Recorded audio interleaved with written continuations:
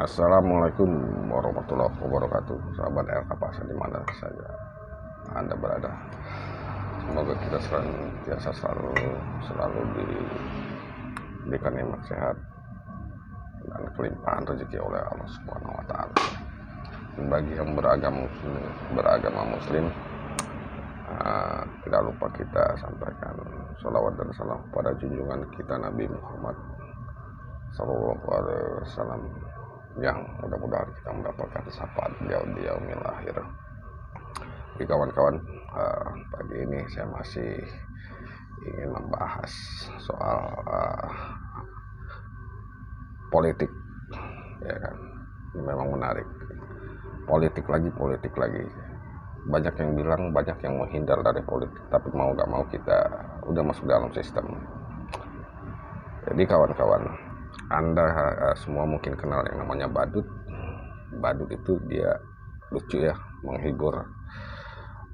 Tapi ada juga badut-badut di negeri, antah berantah di negeri lain, badut-badut politik yang menari kadang-kadang di atas penderitaan rakyat. Ya, para badut nih senang banget, mereka haus kekuasaan.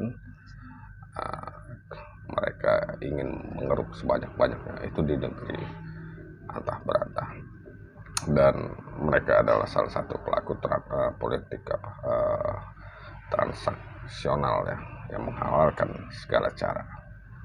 Jadi nggak ubahnya seperti begini, misalnya dalam urusan suatu bisnis, bahwa transaksi itu adalah suatu hal yang biasa. Di situ ada proses tawar menawar, karena tawar menawar itu merupakan bagian dari kehidupan dalam tanda kutip politik antar pengusaha atau usahawan, atau antara penjual yang berinteraksi dengan pembeli tentang suatu harga. Nah, di dalam istilah itu dunia politik, jadi tawar menawar ini juga merupakan hal yang biasa, ya kan? Nah, ending dari negosiasi politik ini atau proses politik di parlemen ini biasa juga disebut dengan hasil democratic bargain ya. Jadi di mana di situ beberapa atau bahkan semua pihak harus menerima kemenangan dan kekalahan politik secara wajar, harus berlapang dada. Tapi juga kalau proses politik merupakan hasil akhir dari suatu proses yang tidak wajar, nah ini eksesnya nanti istilah politik uang ini yaitu tadi politik transaksional. Jadi kalau bisa secara harfiahnya bahwa keputusan akhir politik dapat sewaktu-waktu berubah dikarenakan adanya transaksi demi terjadi perubahan sikap, perubahan tindakan politik dari orang yang dipengaruhi. Di dalam politik transaksional itu kekuasaan atau power itu benar-benar luar biasa amat bermain ya. Ini mereka ini menginginkan adanya perubahan sikap dan tindakan politik dari para aktor politik, kawan atau lawan, jadi akan menggunakan power. Dan di sini juga berlaku definisi bahwa kekuasaan yaitu kemampuan seorang atau sekelompok orang untuk mempengaruhi agar orang atau sekelompok orang bersikap atau berbuat sesuai dengan keinginan pihak pertama atau yang berkepentingan dengan cara apapun, bisa menjadi with whatever mean. Cara-cara yang digunakan bisa berupa bujukan atau persuasi, dapat juga dengan paksaan atau coercion, atau mengonstruksi insentif pada pihak kedua, atau istilah Inggrisnya the construction of incentive. Jadi dalam politik, tawar menawar politik dapat berupa ancaman hukuman ya, pemberian tongkat atau stick, juga bisa berupa tawaran menguntungkan seperti pemberian istilahnya wortel atau carrot ya. Nah, basis kekuasaan pihak pertama ini untuk mempengaruhi pihak kedua, jadi bermacam-macam cara, dapat berupa bentuknya, dapat berupa uang, jabatan politik, termasuk penguasaan informasi negatif mengenai pihak kedua. Ini luar biasa banget ya cara-cara yang digunakan. Jadi dapat pula pengetahuan yang baik itu dari pihak utama, senyuman smile yang menawan, winning smile, ketekunan sampai dengan kenekatan untuk mengambil suatu tindakan yang dapat merugikan pihak lawan.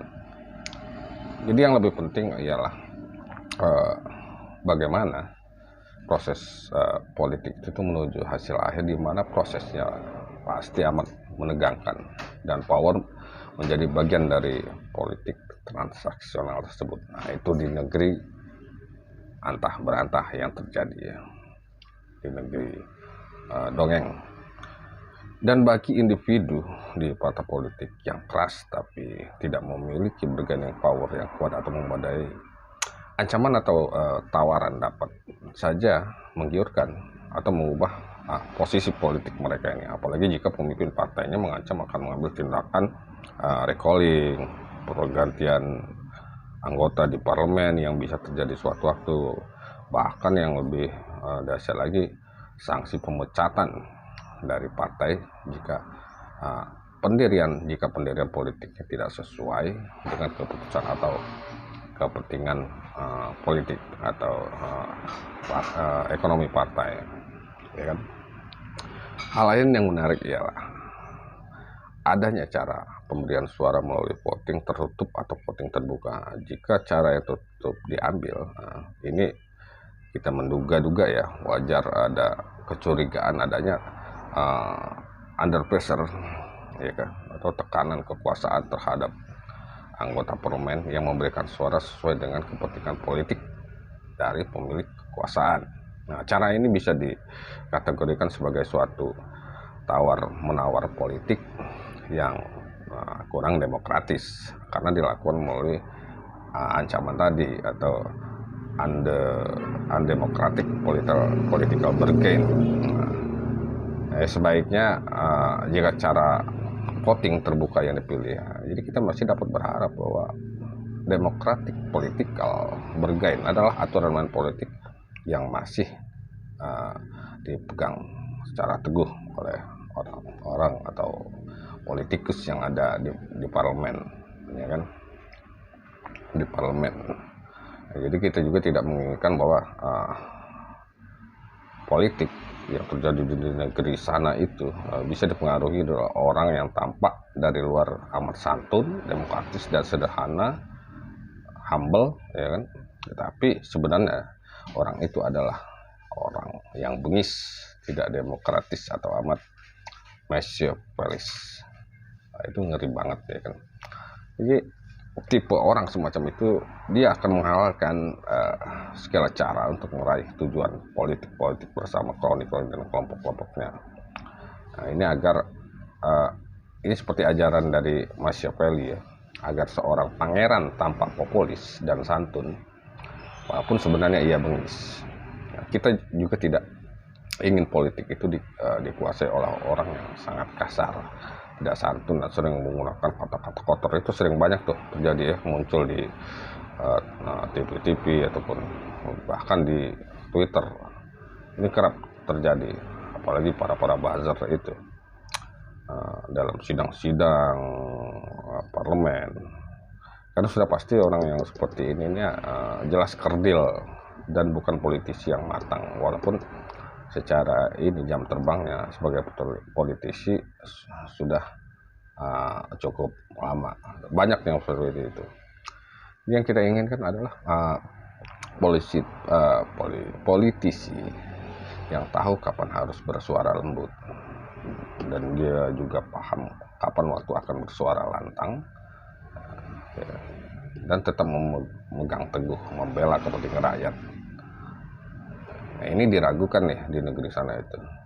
Apakah benar-benar mereka diberikan amanat, benar-benar menjalankan apa yang dimau oleh rakyat, ya kan? Jadi tipe ketiga inilah yang dapat membangun politik culture atau kultur politik yang baik di masa depan. Jadi kita nggak perlu khawatir lah dengan proses yang panjang dari beberapa kasus besar yang lalu ya di negeri tersebut. ya kan, yang sudah terjadi. Asalkan hasilnya memang benar-benar sesuai dengan harapan masyarakat dalam menjunjung tinggi kebenaran, ya kan. Para pengusaha dalam dan luar negeri harus paham bahwa sistem demokrasi yang terbangun memang sangat mahal ya untuk membangun itu. Proses politik untuk mendapatkan kekuasaan itu terlalu banyak victim ataupun korban, ya kan. Panjang sekali prosesnya dibandingkan dengan sistem kediktatoran atau monarki absolut. Bukan cepat atau lambatnya proses di dalam prosesnya itu yang penting, melainkan apa proses itu wajar untuk mendapatkan sesuatu keinginan dalam tujuan mendapatkan kekuasaan. Apakah dia demokrasi dan sesuai dengan hati nurani, ya kan. Nah, jadi dalam posisi ini juga kita ataupun mereka badut-badut juga harus sadar bahwa menjadi fokus perhatian masyarakat atas beberapa kasus-kasus besar yang terjadi. Jangan mereka akhirnya berputar-putar memainkan kata-kata ibarat ini seperti kaset rusak yang memekakan telinga, mengulang-ulang apa yang telah dikatakan. Mereka harus tegas, singkat, dan memegang teguh kebenaran yang sejati. Ingat pada janji-janji politik ketika mereka melakukan sosialisasi sebelum mereka duduk di tingkatan parlemen, ya kan. Jadi kita ingin politik itu, budaya, ekonomi, dan stabilitas dapat berjalan beriringan tanpa mengorbankan salah satunya. Jadi demokrasi itu bukanlah demokrasi yang liberal, melainkan demokrasi tanpa embel-embel yang dapat mengubah wajah suatu negara lebih cerah ke depan, ya kan. Dan jika pun ada ekses dari suatu korban dari kepemimpinan kekuasaan pada masa lalu, siapa yang harus tanggung jawab jika para badut politik ini dengan seenaknya memainkan kekuasaan, ya kan. Jelas ada victim, ada korban-korban yang dikorbankan. Nah, ibaratnya mereka ini para korban politik ini hanyalah seperti baut kecil dari suatu kekuasaan yang lebih besar di dalam sistem politik. Jika mereka tidak melakukan insubordinasi, bukan mereka yang harus di impeachment atau dipecat. Lalu siapa? Silakan kawan-kawan tanyakanlah kepada mereka yang tahu sistem yang telah berjalan selama ini. Itu di negeri dongeng. Ya, begitulah pemaparan singkat ya. Mudah-mudahan dapat berguna. Jika Anda suka silakan like and share. Demikian dari saya hari ini, LK Pasar. Terima kasih sudah menyimak. Assalamualaikum warahmatullahi wabarakatuh.